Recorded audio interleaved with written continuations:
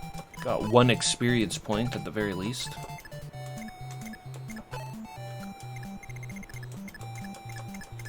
Kane, can you get up there? No. Oh, wait a minute. No, he can. He can get the kill.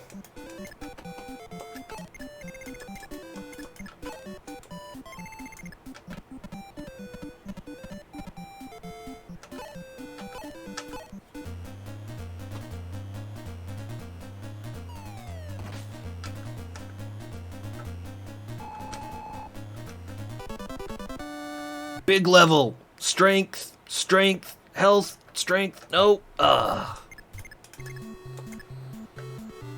We want that strength. Strength is always the most important stat. Ho ho! You look like a lively young lad. It isn't easy to get here. Take this axe as a souvenir. Looks impressive, no? However, this devil axe draws blood from its user. Best not to use it at all. Indeed. Well, we have a mighty warrior here who is more than capable of wielding the devil axe.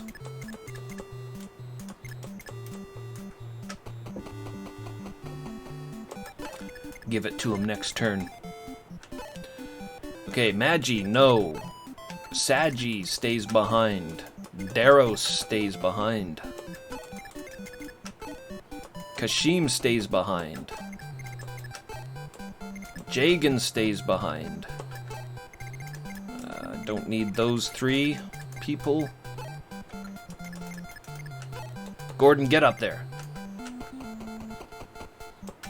Gordon and Sheeta still need a level.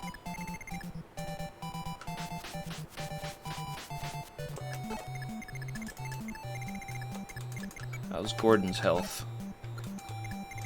Yeah, he needs to get healed as well. Do-do.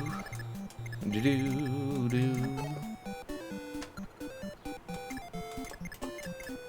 I'll just end the turn. Wait until everybody can move up.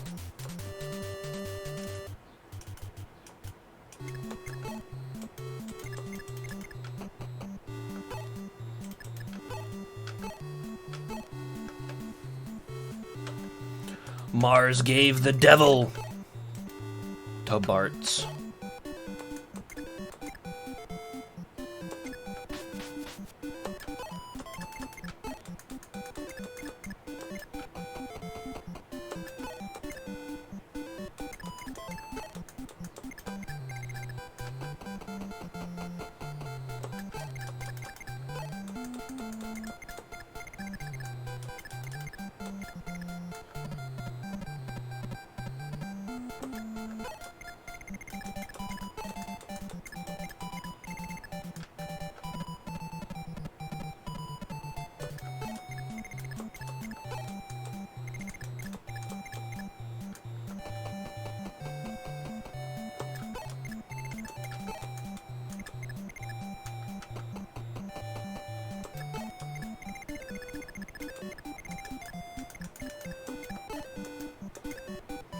I'm gonna leave Bart's behind too. As much as I like Bart's, he's still a much higher level than everyone else.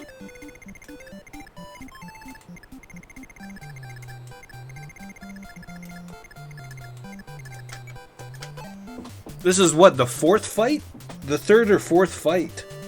And we're still trying to balance our levels.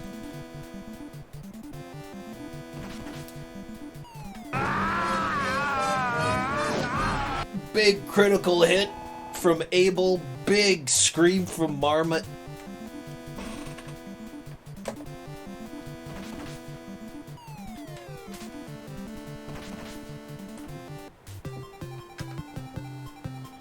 Victory music. Of course it can still turn on us. I am definitely not going to be attacking the boss with Marth. He's going nowhere near that boss.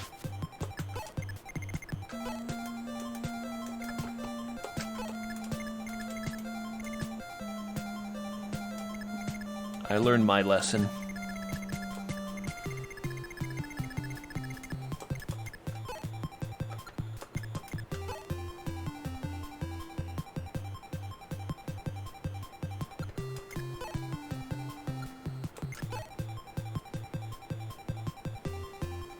didn't realize Kane was so low in hit points.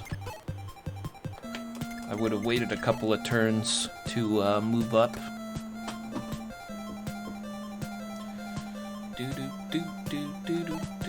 Aguma! If we're gonna power level anybody, it's definitely gonna be him. Him and Marth.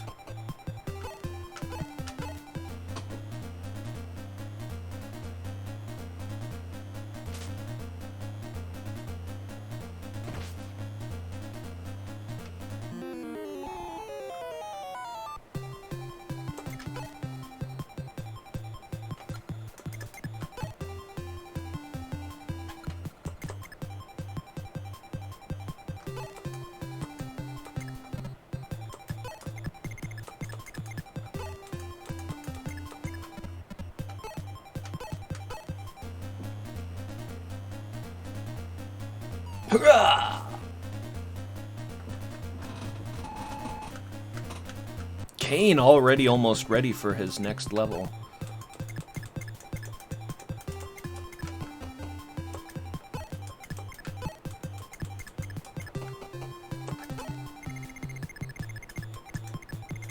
Already ready.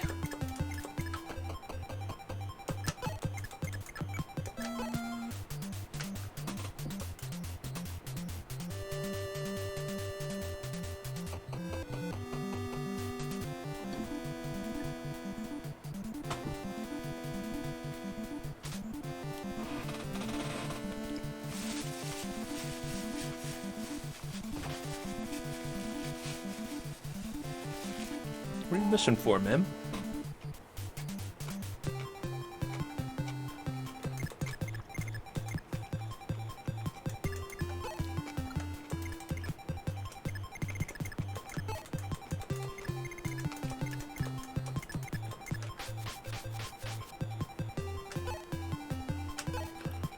Get him, Sheeta!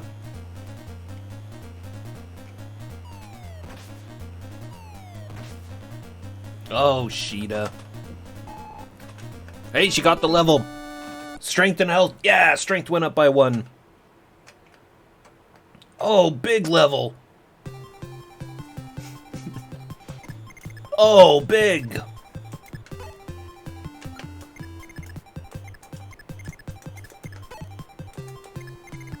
I have something to say. It's better to burn out than to fade away. Couldn't agree more, Irvine. Welcome in.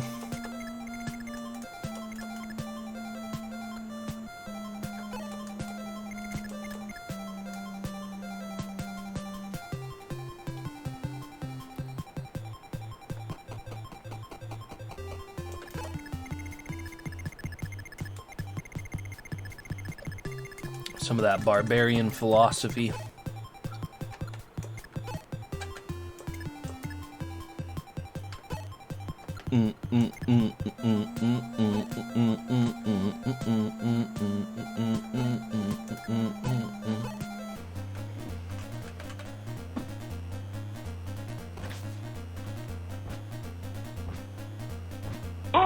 Shadow Ninja, thank you so much for the follow.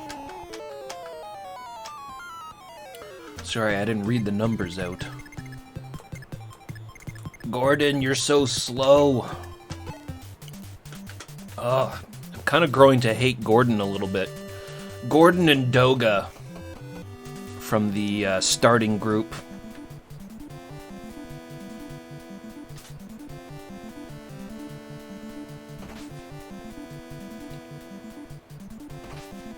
Oh man, but Oguma is just a beast.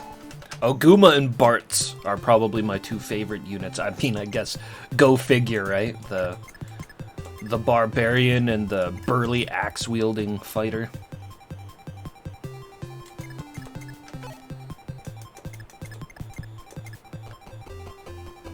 Those are my favorite characters.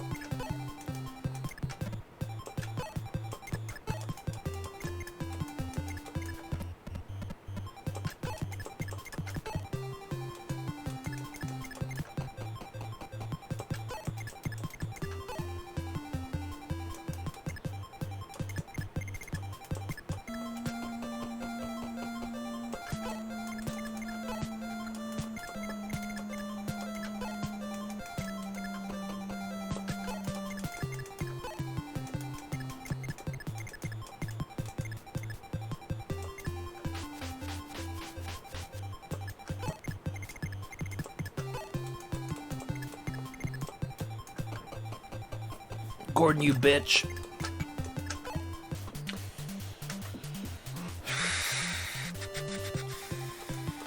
Do.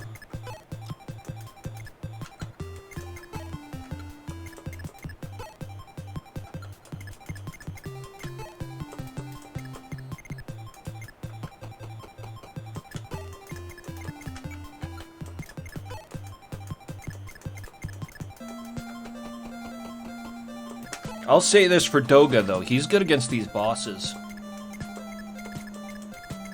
He's actually really good against these bosses. He can probably handle them safer than anyone.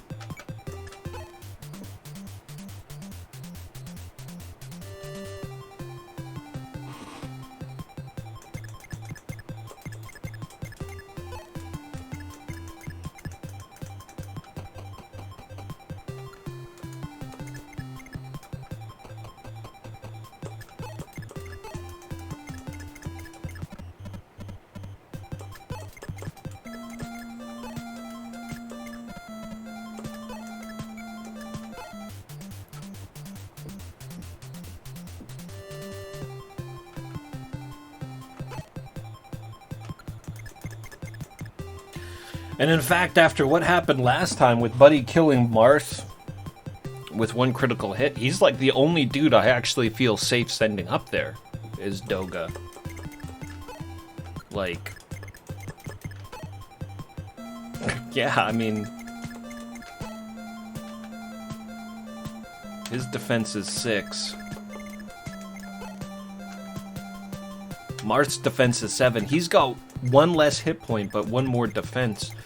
Marth can probably weather the blow better than either of these mercenary dudes.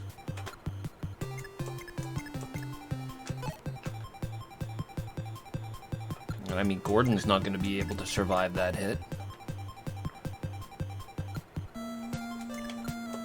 Neither will Kane or Abel.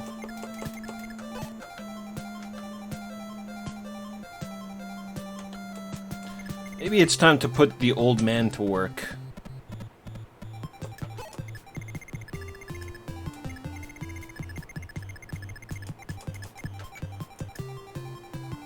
I left him back there, but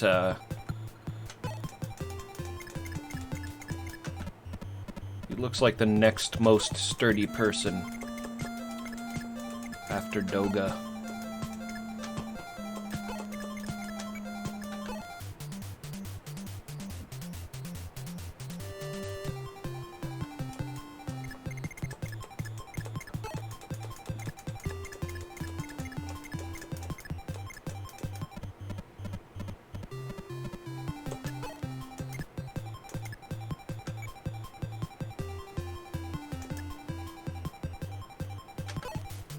Can you grind on yourself in this game, I wonder? Can you grind on yourself? Because, like, you can do that in Shining Force. Tactics. A bunch of the other strategy RPGs that I've played, that's actually kind of a key way to power level your dudes is getting them to beat on each other.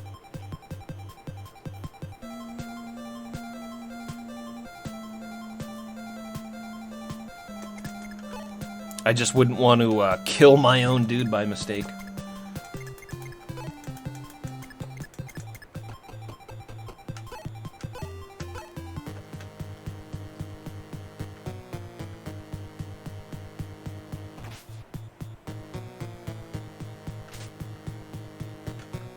Doon doon doon doon doon doon doon doon doon doon doon doon.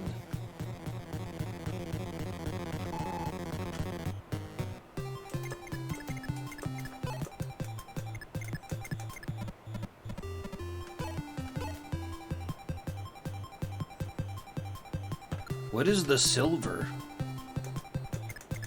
Is that ranged?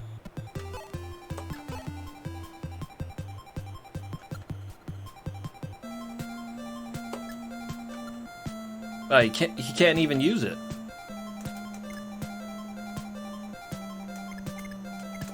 Hold on. Wait, let's see. Out of all of these javelin users, who's got the highest weapon level? 7.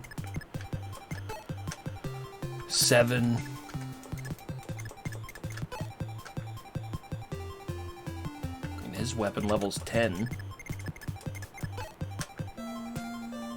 Her weapon level is 9.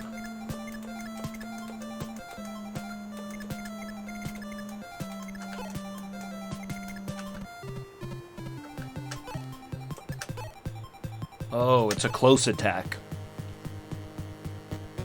A silver lance. Oh, he did the charge up.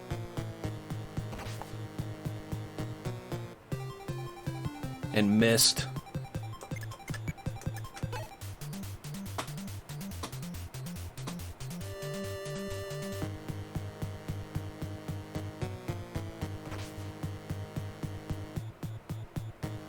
Terrified of someone catching a bullshit critical attack against this guy.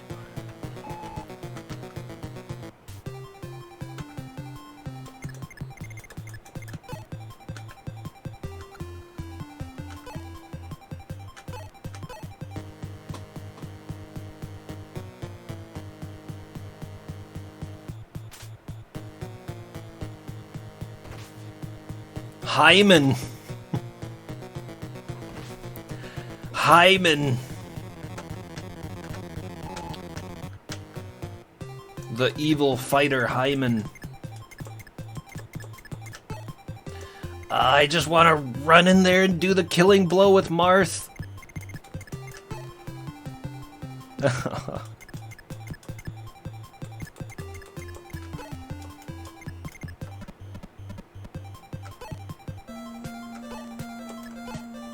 Sheeta, can you use this? Oh, she's got a full inventory. Koramar! Thank you so much for the follow. Yeah, I want to pop this Hyman with Marth.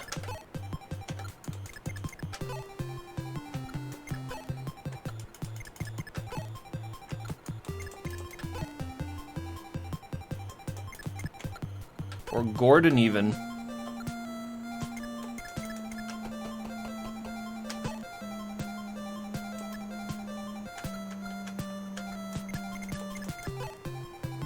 Life is that? 4? Alright, Gordon, time of truth. Prove yourself. Do something. Stealthy Golem, hey, what's happening, man? Welcome in. Oh, you son of a... Gordon! Why are you so useless? What's up, Stealthy Golem? Welcome. We are playing through the first Fire Emblem game on the Nintendo Entertainment System.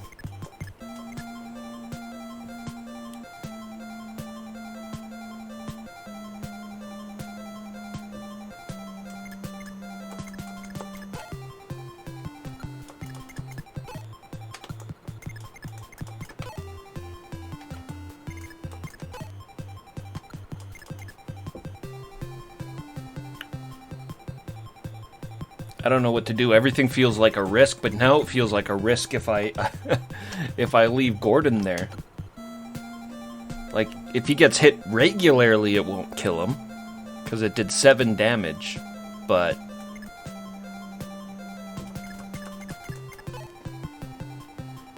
Vulinary. I don't even know what the hell the Vulinary does.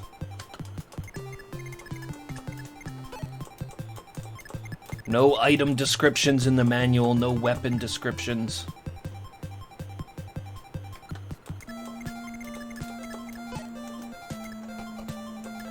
I'll give it to Marth.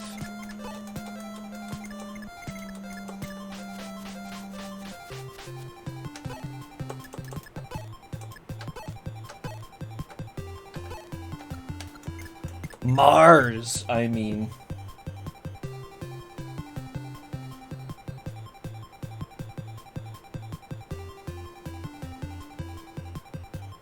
Hey, well, always happy to have you in here, Stealthy Golem.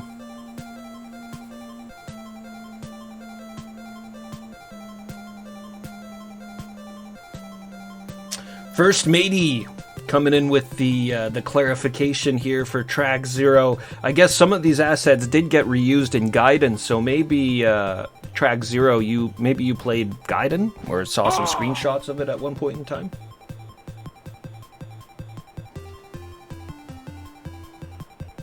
Nove Vu. Thank you so much for the follow.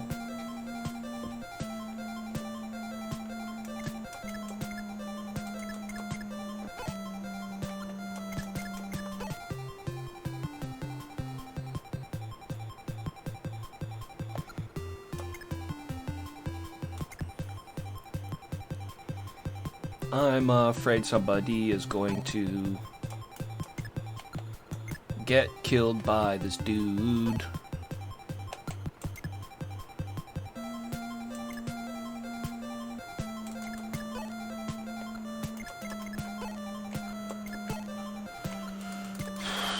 Stop being a coward. Send in the best. Oh, that's not gonna do it. Actually, let's do this. If Sheeta can use this silver spear, I think it'll be better served on her, because then she can be a little bit more powerful in battle. The barbarian charges headlong. Max life. Ah, well struck, Aguma.